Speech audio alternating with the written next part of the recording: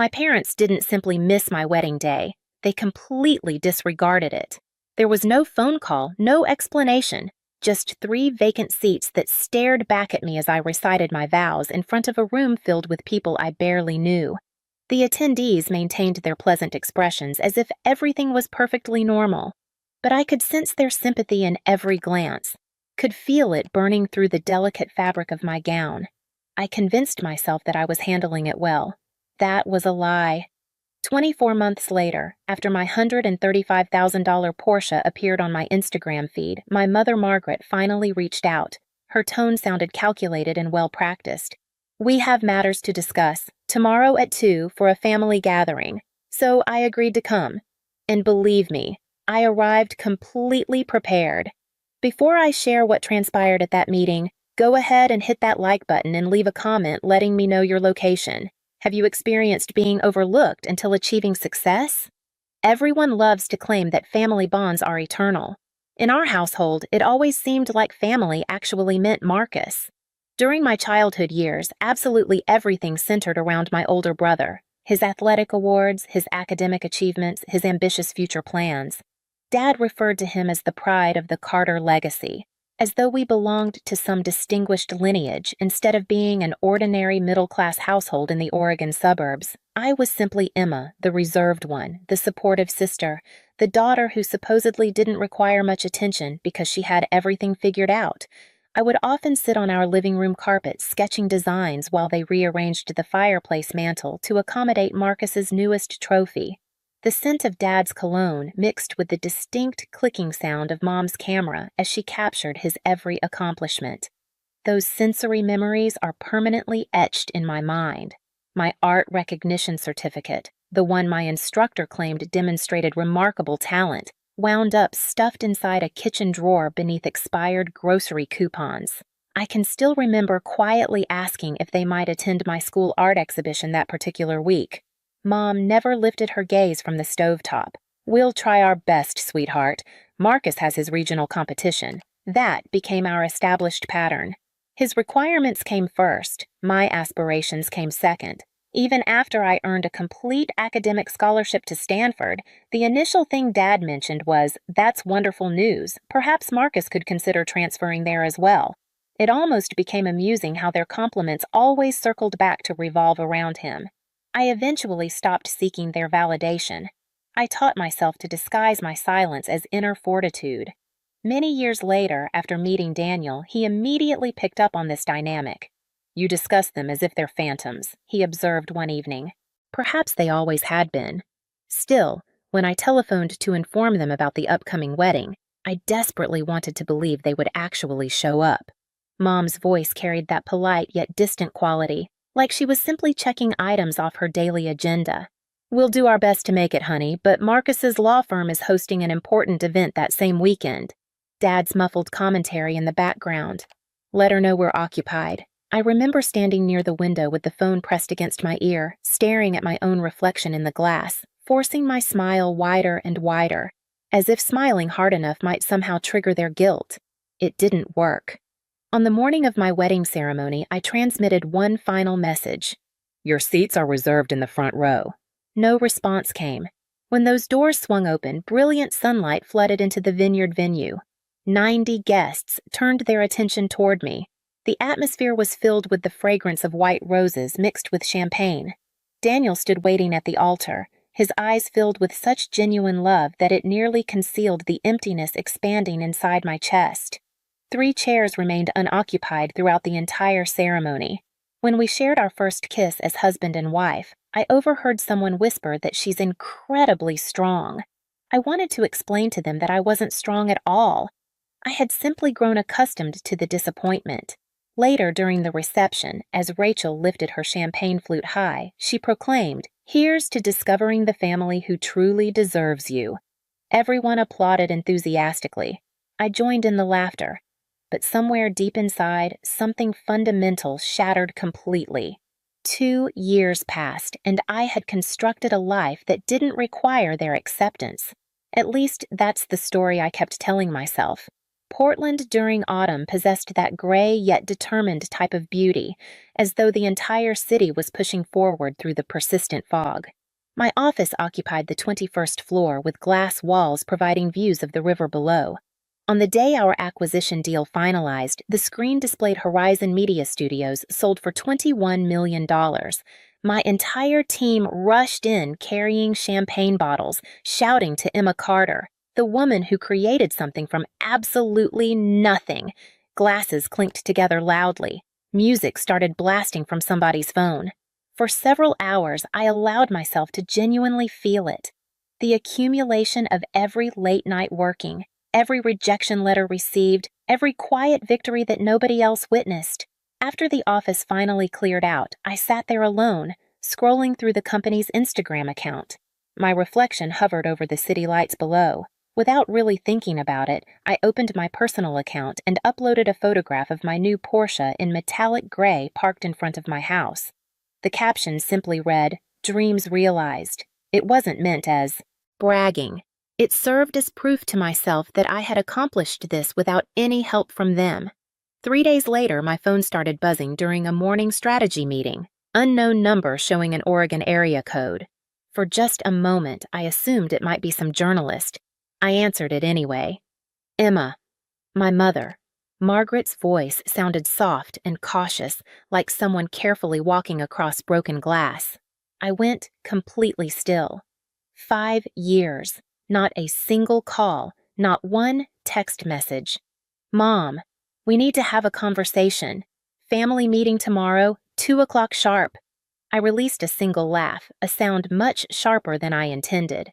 After 5 years of complete silence, suddenly you want a meeting. It's quite important, she stated, her tone clipped like some manager scheduling a performance evaluation.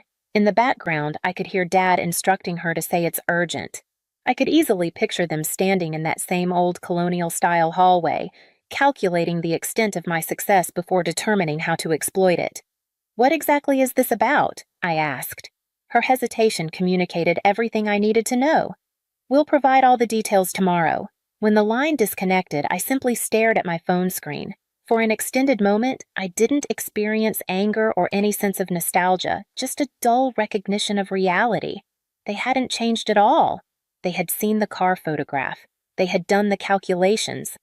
Daniel glanced up from his laptop on the other side of the table. Is everything all right? I flipped the phone face down on the surface. My mom is requesting a family meeting. He observed me carefully. Are you planning to go? Yeah, I responded. I think the time has come. That evening, I sat perched on the edge of our bed, scrolling backward through old photographs. My wedding bouquet, my team's first tiny office space, the Porsche beneath the sunset. 3 separate snapshots of my life, each one missing the exact same faces. My mother once commented that I was far too independent for my own benefit. Perhaps she had a valid point, but independence was the only thing that consistently appeared when I needed it. I opened my laptop and composed an email to my attorney. Need to review the trust documentation before tomorrow morning, because if they were organizing a family meeting, I would be arriving armed with something more substantial than guilt. The following morning, I woke before my alarm sounded.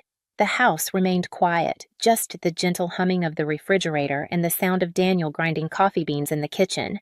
I dressed like I was putting on armor.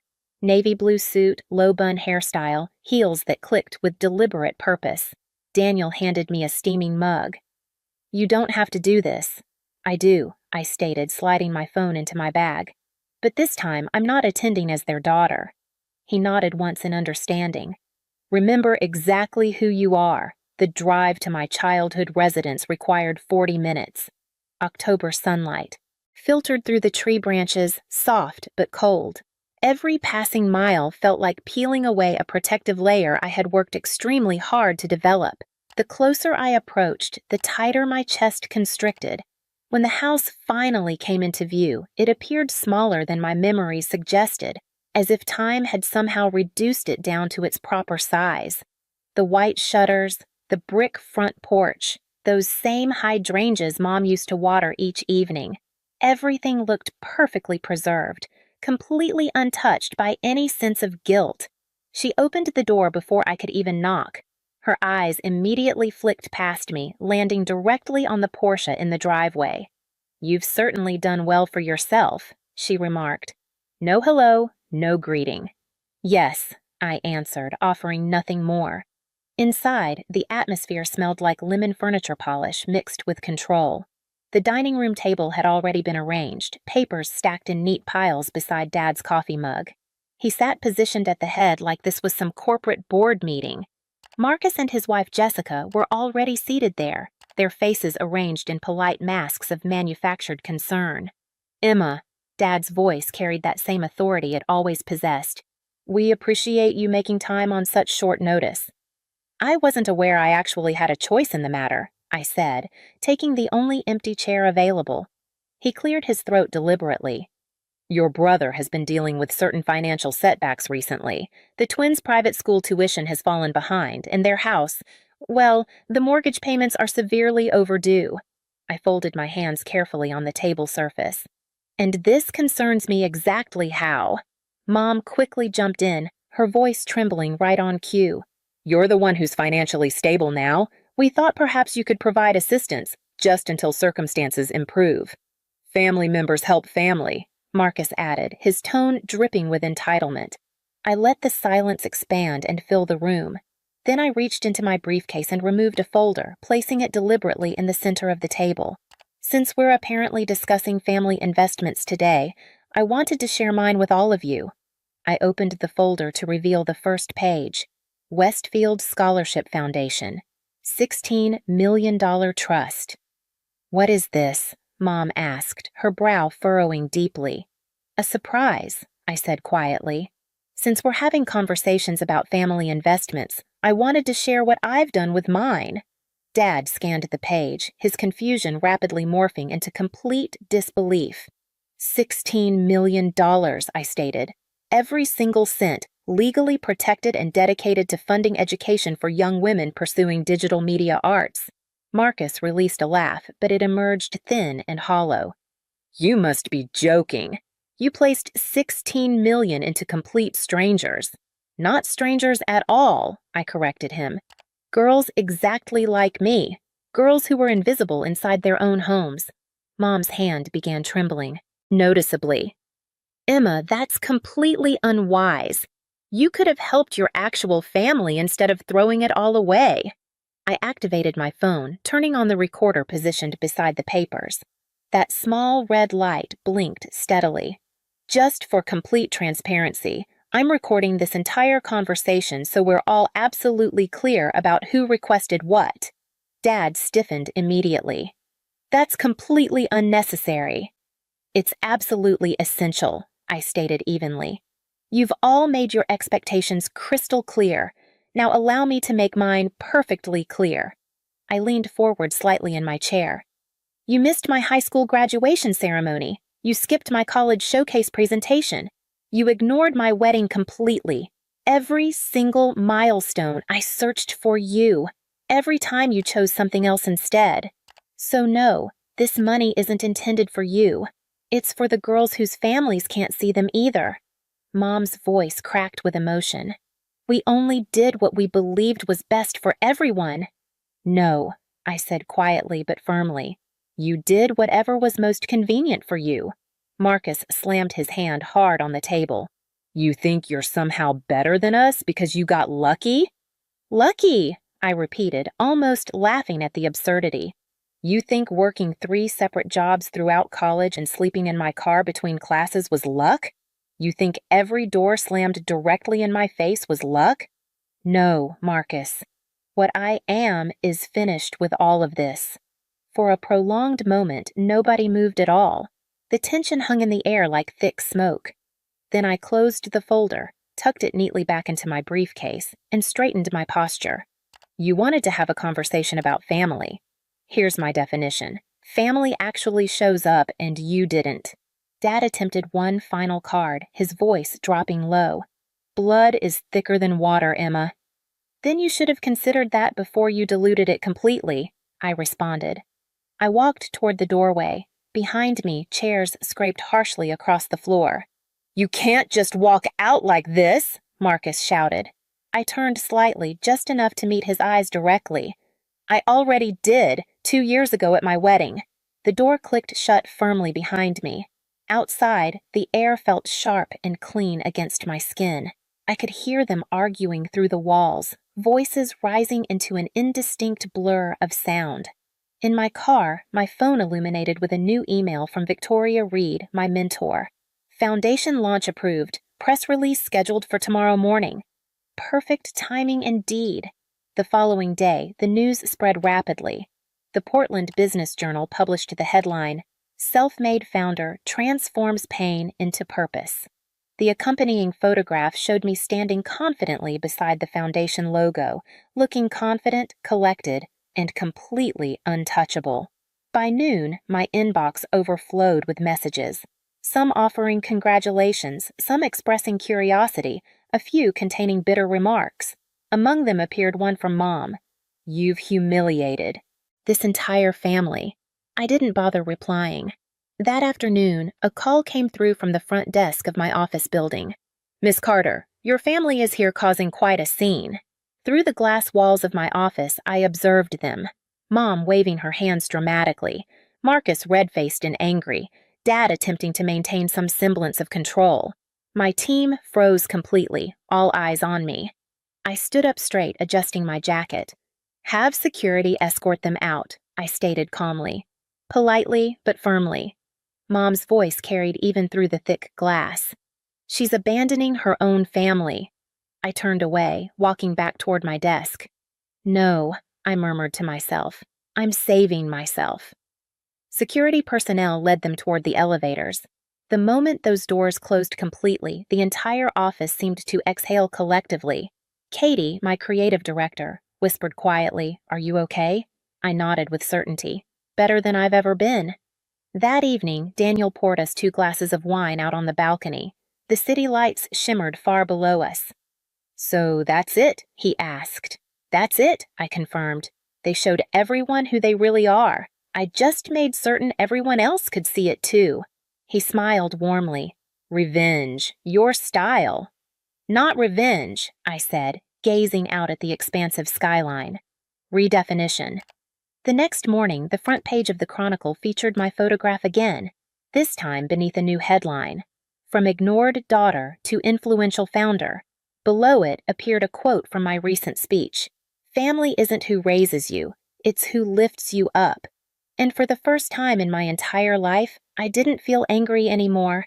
I felt genuinely seen. Approximately 1 week later, Portland woke to steady rain, the kind that coated absolutely everything in silver. I watched it sliding down the tall windows of my office space. The city appeared blurred and quiet beneath the cloud cover. My inbox remained filled with congratulatory messages about the foundation launch, but my eyes kept drifting toward one particular unread message. The subject line stated "Family Emergency." I didn't open it. Victoria stopped by my office carrying coffee, her umbrella dripping water by the door. "You actually did it," she said simply. $16 million protected and purposeful. How does it feel?" "Different," I admitted. "Like I finally stopped auditioning for a role I never wanted in the first place." She smiled with knowing understanding. "Freedom always feels strange at first." That night, Daniel and I walked home beneath one shared umbrella. For once, I didn't check my phone constantly. The air carried the scent of wet cedar mixed with possibility. A few days later, news started spreading through various channels. Marcus's house entered foreclosure. Dad's firm under investigation for misused retirement funds. Mom selling her jewelry for immediate liquidity. The internet consumed it eagerly, but I didn't gloat whatsoever. I simply felt done. Their noise no longer reached me at the Women in Media Alliance Gala. I stood beneath soft lighting wearing a navy gown, accepting the Business Leadership Award. Camera flashes erupted constantly, but I spoke slowly and deliberately, letting every single word carry the weight of closure. For years, I chased approval that was never mine to earn in the first place. Now I use that energy to build something that actually lasts. The applause felt different than pity ever did. It represented genuine respect. After the ceremony concluded, a young filmmaker, barely 20 years old, approached me with shining eyes. "Miss Carter, your foundation means absolutely everything to me. My parents don't believe in what I'm doing, but your story." Her voice cracked with emotion. "It makes me believe in myself again." Her words struck somewhere deep inside, where that old familiar ache used to reside. I placed my hand gently on her shoulder. "You don't need their permission to be brilliant." Back at home later, the award sat displayed on our mantel, right where Marcus's trophies used to dominate the space. Daniel caught me staring at it and asked if I was good. I nodded with certainty. Better than I ever thought I'd be. The next morning, I finally opened that family emergency email. It wasn't any sort of apology, just Mom's familiar tone, polished and manipulative as always. "We're struggling financially. Maybe we can talk soon." I drafted one single line in response. "When you start therapy, we can talk." Then I hit send and closed the laptop completely. Outside my window, the rain had finally stopped. Sunlight pushed through the clouds, glinting off the edges of the city like something being reborn. For the first time in my entire life, I didn't feel invisible anymore. 1 year later, I stood inside the Westfield Foundation's new studio space. White walls, glass ceilings, sunlight spilling generously over rows of cameras and laptop computers. Laughter echoed throughout the space as the first class of scholarship recipients worked diligently on their short films. I watched one girl adjusting her camera lens with that same nervous focus I once possessed. Ava, our youngest scholar, glanced up and smiled brightly. "Miss Carter, can you check this frame for me?" I leaned beside her, adjusting the lighting just a touch. "Perfect. You're seeing the world exactly how it should be seen." Behind us, a large banner read, "Family isn't who raises you, it's who lifts you." Daniel arrived carrying coffee, his grin easy and proud. "They're doing incredible work here," he commented. "They're doing what I wish someone had helped me do," I replied, watching Ava press the record button. Outside the studio, I could see my reflection in the glass, steady and calm. There were no missing faces in this picture, no empty chairs, no unreturned phone calls. Just a woman who stopped asking to be chosen and started choosing herself instead. That night, I posted a photograph of the foundation team with a caption that said it all. "Some families are built, not born." If you've ever had to walk away from the people who made you feel small, this story is for you. Drop a comment and tell me where you're listening from, because your story might be the next one someone else needs to hear, and hit subscribe so you don't miss what comes next. She laughed, loud, shrill, ugly. The kind of laugh people use when they're not just mocking, they're enjoying it. "That's not even a real project," my sister sneered. "He's just a kid. He'll get over it." My 12-year-old son sat frozen, clutching the handmade model of a solar-powered car he'd built with his own 2 hands. Glue still drying. Will's still a little loose. He'd brought it to dinner hoping to show his grandparents, hoping they'd be proud. But instead, he got humiliated by his own aunt. In front of everyone, laughter rippled. My brother snorted into his wine. My father smiled like it was a harmless joke. And my son, my sweet, brilliant boy, stood up. His voice didn't shake. His eyes didn't water. He just said one thing. "I'll never forget this." The table went dead silent. You could hear the knives resting on porcelain, the awkward cough from my mother, and my sister's eyes widened like she suddenly remembered he wasn't just a kid. He was my kid. My name is Danielle, and from wherever you're watching this, stay with me. Because have you ever watched your child break in real time and realized that the ones who shattered him shared your blood? I wrapped my arm around his shoulder, took his car model gently from the table, and we walked out without another word. No drama, no yelling, just silence that echoed louder than any scream. That night, I tucked him into bed. He didn't cry, didn't speak. He just stared at the ceiling, whispering, "I worked so hard." And I knew this wasn't about a science project. This was about respect, Dignity. family, and how mine had none. I made one decision before the sun rose. They would feel this. Not just my sister. All of them. Because if they thought this was going to be forgotten like another dinner party faux pas, they didn't know what I was capable of. The next morning, The first domino fell. And by the time the last one dropped, my parents' perfect little world crumbled like ash in the wind. By morning, I was already logged into the system. The family trust, the estate allocations, the business accounts they forgot I managed behind the scenes because I never asked for praise, just kept the wheels turning. Until now. Within 2 hours, I froze 3 joint accounts. Another hour later, I revoked shared access to the beach house deed they all used but never paid for. By noon, I'd filed a motion to dissolve the sibling business LLC that ran under my credentials. See, while they laughed at my son for being a kid with dreams, they forgot his mother was the architect of the life they were standing on, and I was done holding it up. At 2:34 p.m., my sister texted, "Hey, what's going on with the company account? My card just declined at Saks." I didn't respond. At 2:57 p.m., my father called. Straight to voicemail. By 3:11 p.m., a group thread started. "Dad. Danielle, please call me. Your sister's upset." "Sister. You're being dramatic." I was joking. "Mom, can we talk about this like adults?" I put the phone down and walked into my son's room. He was tinkering with wires and batteries, trying to rebuild the car she'd broken. One wheel slightly melted from the fireplace's edge, where she'd tossed it accidentally. "You okay?" I asked. He shrugged. "It's just plastic." "No," I said gently. "It was your heart." He looked up at me. "Why did she do it?" I knelt beside him. "Because she thought cruelty was clever. Because she's a coward who thinks mocking others makes her important." His eyes filled, but he didn't cry. "I want to be someone different," he whispered. I smiled. "You already are."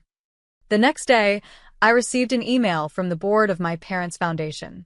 "We've been informed your name is being withdrawn as financial guarantor. Can you confirm?" I confirmed. They'd never survive the audit that came next. Because if they wanted to treat my child like a joke, then they could live without the punchline I'd been covering all along. And still, this was only the beginning. By the third day, the phone didn't stop. Missed calls. Voicemails laced with urgency and carefully concealed panic. I let every one of them rot in silence. Because the same people who laughed at my son's dreams were now watching their own unravel, and I wasn't lifting a single finger to stop it. At 9:12 a.m., my father emailed me directly. "We need to talk. You're creating chaos over a misunderstanding." Misunderstanding? They watched my son shrink under a chandelier they all sat under, and not one of them stood up for him. That wasn't a misunderstanding. That was a message. And now I was sending mine. I scheduled an emergency board meeting for the foundation my parents ran. The same one I funded silently year after year. When they logged in, they saw me sitting at the head of the Zoom call, calm, unreadable, already surrounded by lawyers. "Danielle," Mom started, "this is a family matter, not a financial one." "No," I said. "This is exactly a financial matter. Because all of you made it one when you used my resources to build your reputations and turned around and mocked my son in return." "Come on," my sister huffed. "It was a joke. He's a kid. He doesn't even understand what happened." I leaned in toward the camera. He understood enough to say, "I'll never forget this. Maybe you should have listened." I motioned to the lawyer beside me. "As of this moment, I am removing the Patterson Family Trust from the foundation's donor base. Effective immediately. All future donations will be redirected to a scholarship fund in my son's name for kids who dare to dream even when no one claps." The screen exploded. "Danielle, you're being cruel. This is a betrayal of family. You're blowing this out of proportion." I stayed silent until they ran out of breath. Then I spoke the truth they'd been dodging for decades. "You loved my silence more than you ever loved me. But you made a mistake this time. You humiliated the one person I would burn the world for." The meeting ended. That night, my sister texted me. "You've made your point. You've embarrassed us enough. Now what?" I stared at the screen and smiled. Now you learn what it feels like to rebuild without me. Because I wasn't just done being your backbone. I was becoming the storm that made you beg for shelter." The fallout was delicious. The kind of quiet collapse they never imagined could come from me, the agreeable one, the responsible sister, the one they'd leaned on so long. They forgot she had bones of steel. That night, I took my son out to dinner. Just the two of us. His favorite place. No cameras. No grand speeches. Just love. Real, simple, safe. Halfway through his milkshake, he looked up and asked, "Did I do something wrong that night?" I set my fork down. My heart cracked, but my voice didn't. "No, baby," I said. "They did." He looked away. I didn't want to cry in front of them. I leaned in close. "You didn't need to. You did something more powerful." "What?" "You stood up." And I meant it. He didn't throw a tantrum. Didn't run away. He just said the one sentence that echoed through the entire house like a curse. I'll never forget this. He wasn't just speaking for himself. He was speaking for every child who'd ever been belittled by people who were supposed to protect them. And now? The protectors had become the exiled. By morning, my sister's boutique, built on a trust she never earned, was shuttered. I had revoked the silent partnership I'd held in her business. The one I never bragged about because family helped family, until family laughed at mine. Brandon, her husband, sent an email titled, "Come on, Danielle. Don't punish everyone for one mistake." I forwarded it to my attorney with a single line. "This is not punishment. It's accounting." My father tried to salvage what was left. Called in favors. Scheduled a neutral dinner to discuss things. I sent a message back. If you can sit through watching your grandson be mocked and do nothing, then you can sit through the consequences too. My mother, always the strategist, sent flowers. The card read, "We all make mistakes. Please don't let this destroy everything." I returned them. No card. No message. Just silence, my new language. Because sometimes love isn't loud. Sometimes it's boundaries made of titanium. And my son? He was finally smiling again. Because he knew. He knew his mom didn't just hear him. She moved mountains for him. And I wasn't finished. The newspapers picked it up first. Small column. Local business section. Family Foundation faces major donor exit. Sources say internal rift caused collapse. They didn't name me. They didn't have to. My parents knew. My sister knew. Everyone in their world now knew. Their empire wasn't built on legacy. It was built on me. And I had quietly, precisely, walked away with every single brick I laid. I was making breakfast when my phone buzzed. A message from my father. "I know we've been silent too long. We're ready to talk." Man to woman. Not father to daughter. Not, "I'm sorry." Just a power play cloaked in peace. I showed the text to Aaron, my husband. He didn't say anything. Just raised an eyebrow and kept flipping pancakes. That was enough. Later that day, my lawyer confirmed the final paperwork had cleared. I was no longer tied to the family trust, the LLCs, or any shared property. Not legally. Not financially. Not spiritually. Free. That afternoon, I walked into my home office, walls lined with photos of my son, awards, newspaper clippings of charities I built with my own hands, and opened a folder I'd been building for weeks. The name on the cover? Project Orion, a scholarship fund dedicated to kids like mine. Kids with big dreams and small voices. Kids who deserve yes where they've always heard not yet. I funded it with the exact amount I pulled from my family foundation. To the dollar. Every cent they used to prop themselves up now belonged to children who deserved it. And my son? He'd be the first face on the website, holding the solar-powered car we rebuilt together. The same one they laughed at. The same one now featured in a science magazine for middle school innovators. When I showed him the site, his eyes lit up. "This is for me?" he asked. "For you," I said. "And every kid they ever ignored." He hugged me so tight, I could barely breathe. "You didn't just get revenge," he whispered. "You made it matter." And he was right. This wasn't just about teaching my family a lesson. This was about rewriting what family should mean. The invitations came a week later.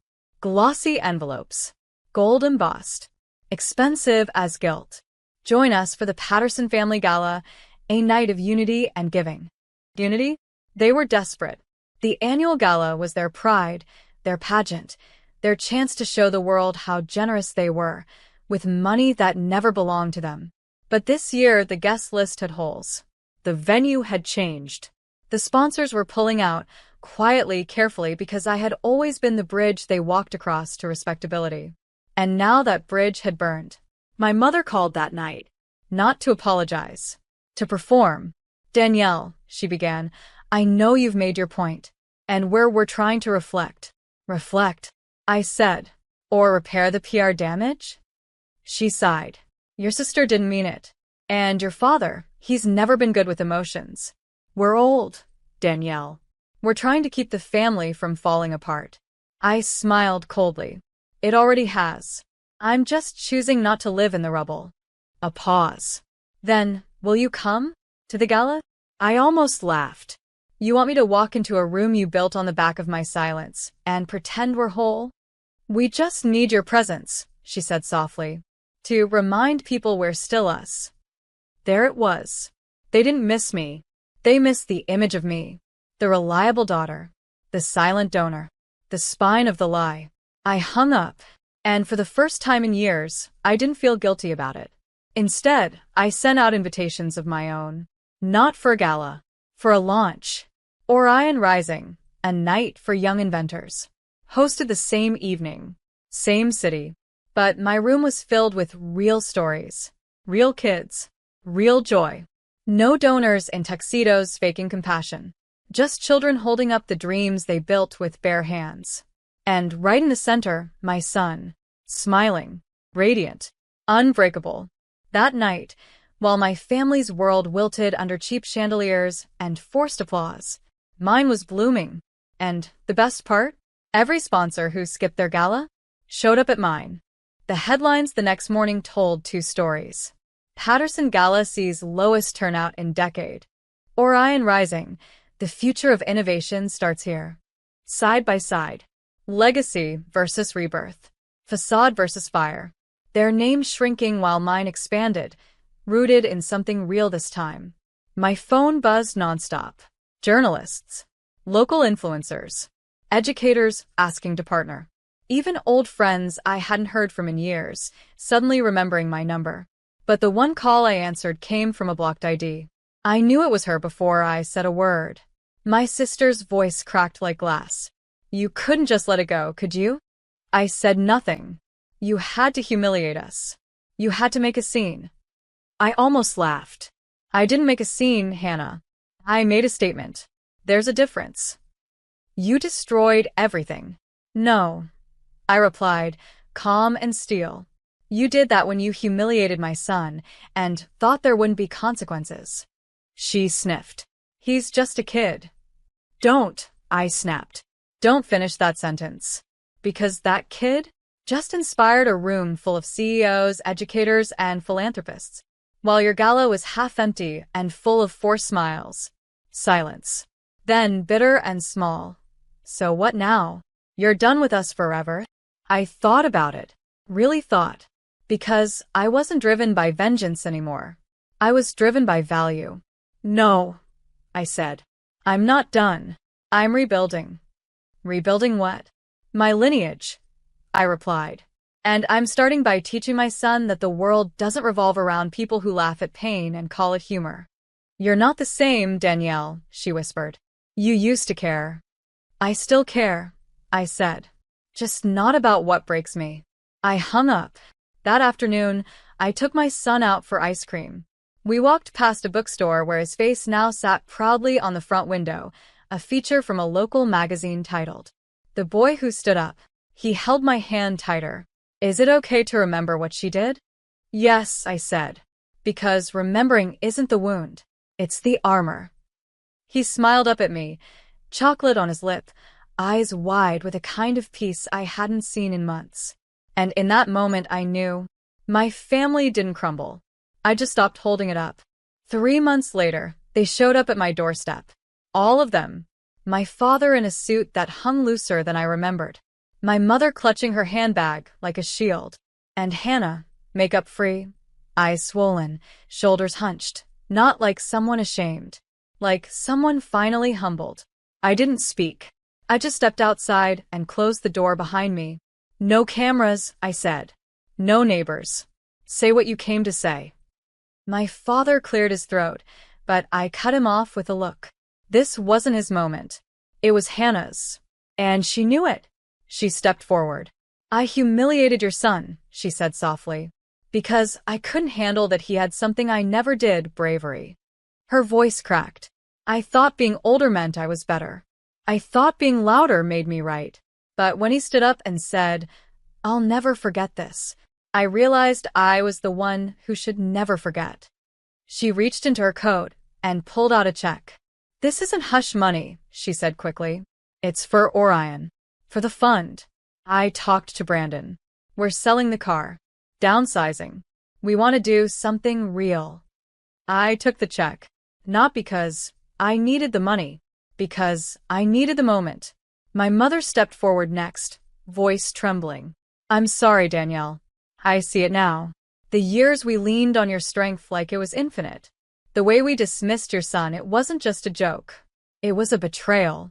She reached for my hand. I didn't flinch, but I didn't hold it either. "I don't hate you," I said.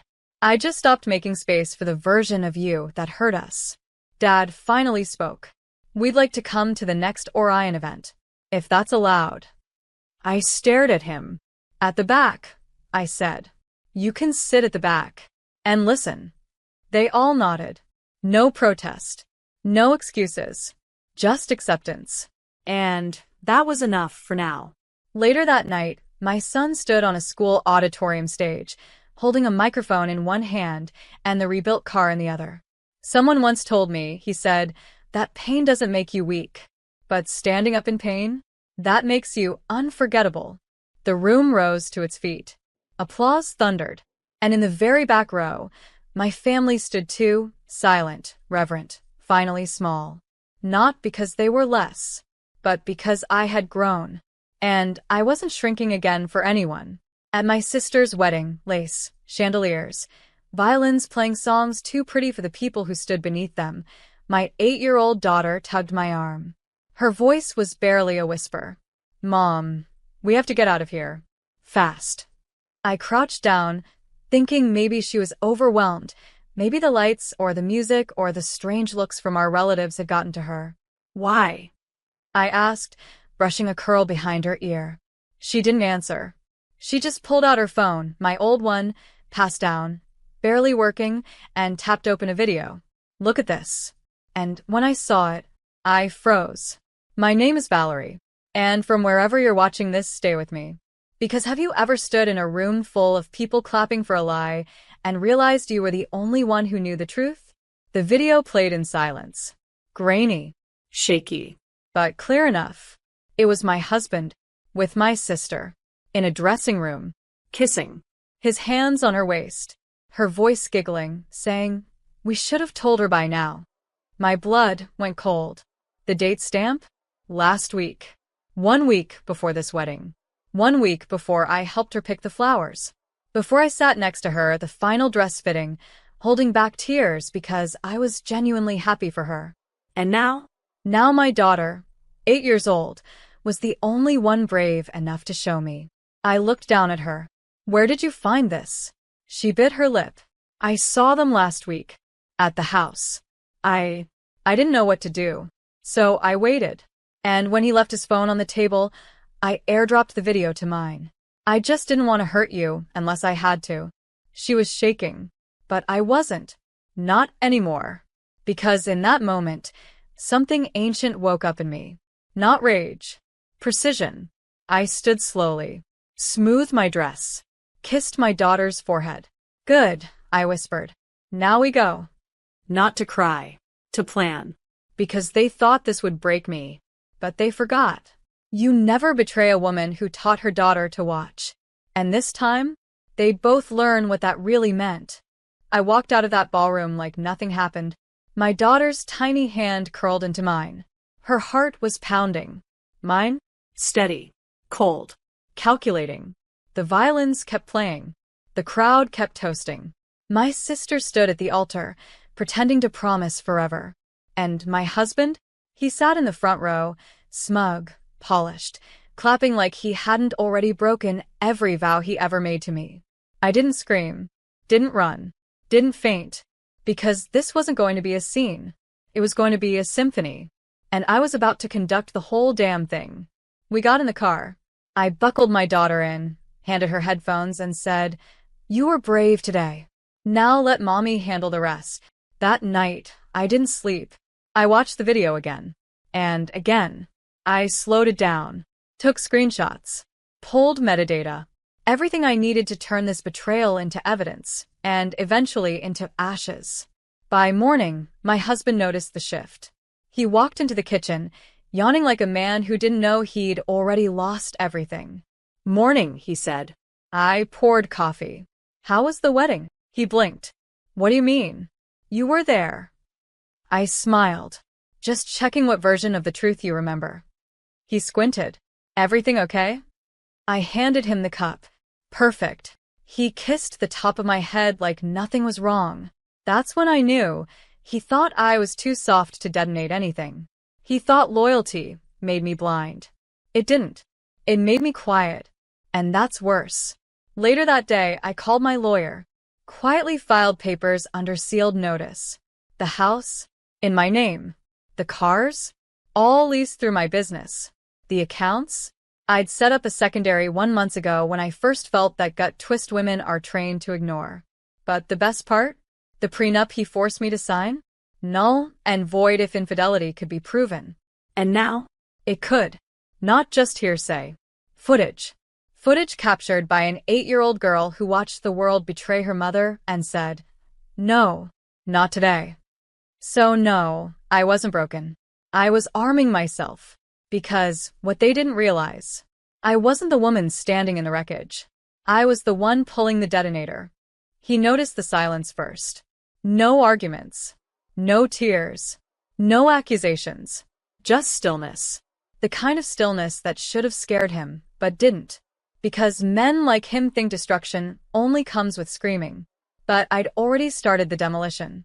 That morning, I sent a copy of the video, watermarked, time-stamped, to my lawyer. Subject line: proof.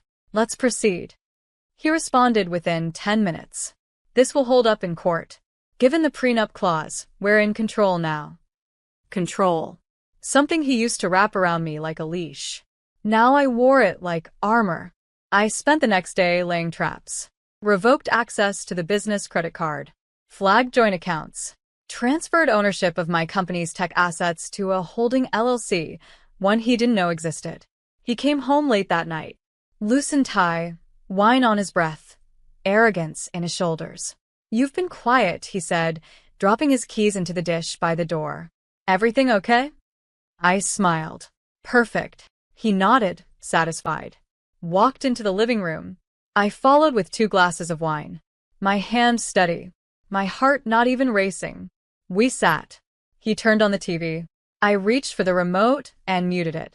He looked at me. "What's up?" I opened my phone. Tapped the screen. Pressed play. There they were. Him. My sister. A kiss. A laugh. Her saying, "We should have told her by now." He froze. Didn't blink. Didn't breathe. Where did you get this?" he stammered. Our daughter," I said. "The one you forgot could see." His hands trembled. "Val, wait, this isn't what it looks like." "Oh no." I cut him off. "It's exactly what it looks like. That's the problem." He leaned forward. "It was a mistake." "No," I said. "A mistake is forgetting an anniversary. You chose this. And now, so do I." I stood, walked to the hall, came back with a manila envelope, slid it across the coffee table. He opened it. Inside, the divorce papers. Filed. Stamped, ironclad, and clipped to them, a letter revoking his power of attorney, business access, and joint benefits. His hands dropped. "You've been planning this," he whispered. "No," I said. "I've been watching. And while you were playing God with my life, I built an escape route you'll never follow." Then I turned and walked away, because he didn't deserve a breakdown. He deserved to be erased. The next morning, my phone exploded. Not with apologies, but with damage control. Texts from him. Can we talk? Don't do this. I made a mistake. You're overreacting. And finally, the one that made me laugh out loud. Let's be adults. Adults? Like the kind who sneak around with your sister while your daughter watches from a doorway? Like the kind who wear tuxedos to a wedding built on lies? I didn't reply. Instead, I drove to my lawyer's office and signed the final power transfer. By noon, he was locked out of everything: emails, accounts, even the building where we used to run our joint business. He showed up at my office 2 hours later, banging on the glass door like a man finally understanding that the world he built was actually mine. Valerie, come on. Just let me explain. My assistant stared at him like he was a street performer in a suit. I walked to the door. Calm. Straight-backed. Quiet. Opened it just enough for him to look me in the eye. You had a wife, I said. And a daughter. You had a life most people pray for. And you threw it away for what? A thrill? My sister's approval? Some pathetic little secret you thought you could control? His mouth opened. Closed. Opened again. I kept going. You cheated on a woman who was building your legacy while you played house with my blood. He whispered, I didn't mean to hurt you. And I said the one thing I knew would bury him. You didn't think I'd matter enough to hurt. I closed the door, locked it, then turned back to my team and said, let's get back to work. Because while he unraveled, I was expanding. Later that night, I found my daughter curled up on the couch, sketching in her notebook. What's she working on? I asked. She smiled. An invention. It fixes things that people break. I sat down beside her. Heartbreaking and healing at the same time. You already fixed the most important one, I whispered. Me. Because she had. While I'd been doubting, shrinking, trying to make sense of betrayal, she'd pulled me out. Not with rage. With truth. And I wasn't going back. Because revenge wasn't the goal anymore. Rebuilding was. And I was just getting started. The invitation came 2 weeks later. An envelope, hand-delivered, cream-colored, embossed in gold. Brunch for the newlyweds. My sister's name at the top. My husband's name, no, my ex, now printed beside hers. Like it had always been that way. Like I was the mistake they corrected. I held the invitation like it might rot in my hands. Are they serious? My assistant asked, peering over my shoulder. They're not serious, I said. They're desperate. Because this wasn't a celebration. It was a declaration. They weren't just flaunting the affair. They were rewriting it. Making themselves the heroes of some twisted little love story they expected the world to accept. But I knew what they really wanted. My silence. My surrender. My absence. I set the envelope down. I'm going, I said. My assistant blinked. You are? Absolutely, I smiled. And I'm not coming empty-handed. Over the next few days, I made moves quietly. Called a friend at the local paper. Reached out to a woman I once hired, now a rising investigative journalist. Sent over everything. The footage, the timeline, the business records showing money transfers between my husband and sister's accounts weeks before they told me. The story was airtight. But it wouldn't go live until after brunch. Because timing is everything. That Sunday, I walked into the venue like I was made of diamond. Sharp. Cut. Unbreakable. My ex froze mid-sip. My sister dropped her fork. I wore white. Not because I was reclaiming purity. Because I wanted them to know I survived. And I still sparkled. Valerie, my sister said, rising.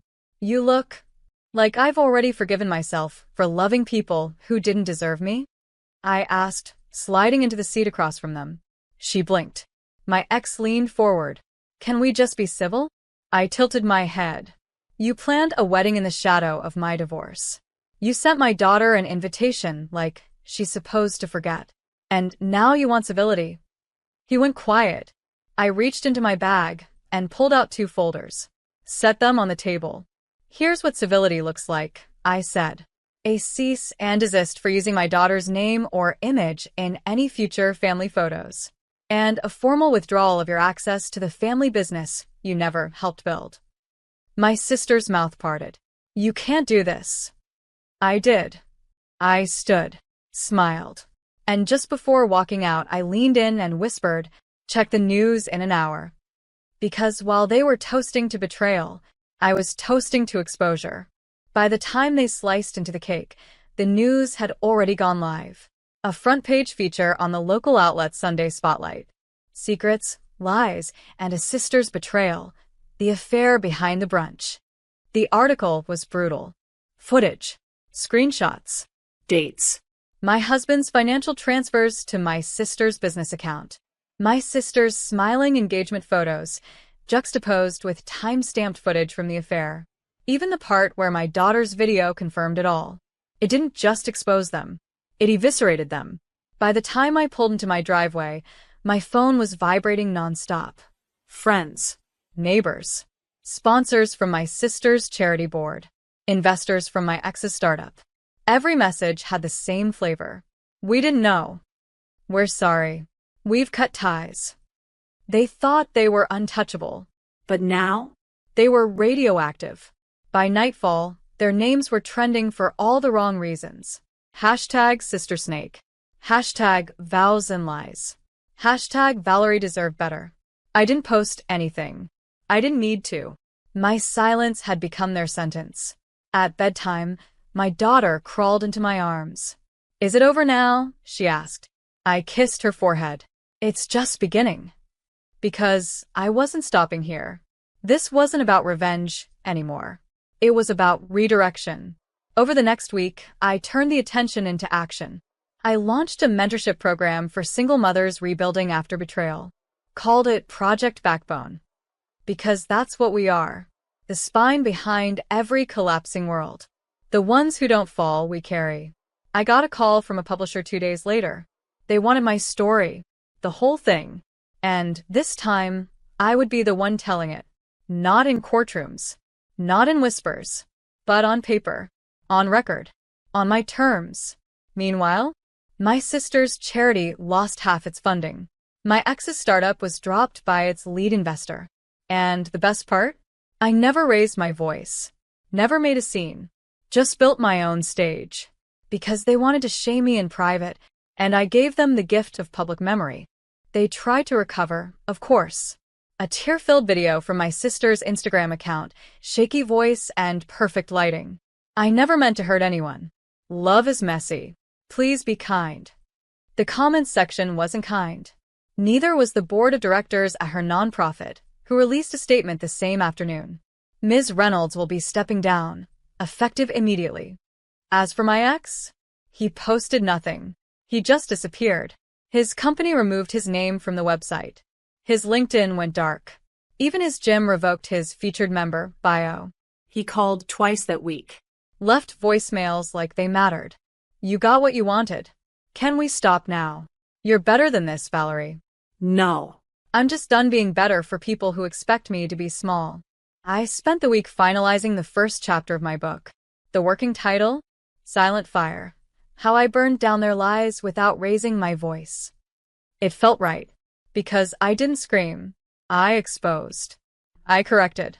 I walked away with everything they thought they'd stolen from me. That Friday, I got a knock at the door. It was my sister. No cameras. No lipstick. No arrogance. Just her. Fragile. Tired. She held out a small box. This belonged to Mom, she said. I thought you should have it. I opened it slowly. Inside, a silver bracelet I hadn't seen since I was 16. Our mother's favorite. One she promised I'd inherit someday, then gave it away, without explanation. I looked at Hannah. Really looked. Tears welled in her eyes. I don't expect anything. I just wanted to say sorry. A real sorry. For everything. I nodded. You did destroy something. I know, she whispered. But I rebuilt it without you. She looked down. I believe that. Then she turned and walked away. And for the first time, she didn't look back. I closed the door gently. My daughter peeked around the hallway. Was that Aunt Hannah? I nodded. She say sorry? She did. Are you gonna forgive her? I thought about it. Then I said, I already did. But forgiveness doesn't mean return access. Because I wasn't bitter. I was better. And my peace? That was the part they never saw coming. The book hit shelves on a Tuesday. By Thursday, it was sold out. By Friday, the press was calling me the woman who rebuilt herself without burning the world down, just pulling out the floorboards. But the truth? I did burn it down. Every false promise. Every whispered betrayal. Every fake toast raised over a hollow lie. And in the ashes, I built a home for myself and my daughter. Solid, warm, untouchable. At the first official event for Project Backbone, I stood on stage in front of 300 women. Some carried divorce papers. Some carried babies. All of them carried scars. I looked out into the crowd and told the story, beginning to end. I told them how my daughter, just 8 years old, became the mirror no one could lie to. How silence isn't weakness. It's power under control. And how being betrayed by the people you love the most doesn't make you broken. It makes you dangerous. Because you stop asking for space. You start taking it. After the event, I found my daughter backstage, reading the program. You were so calm, she said. I smiled. I wasn't calm. I was clear. Is it really over now? She asked. I knelt down and held her face in my hands. It's not just over, I said.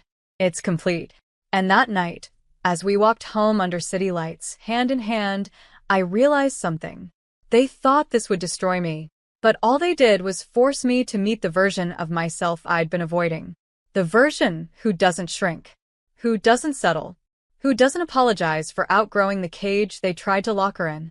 I didn't win by hurting them. I won by choosing me. And that's the kind of story you don't just survive. You sign it, seal it, and finish it with one word.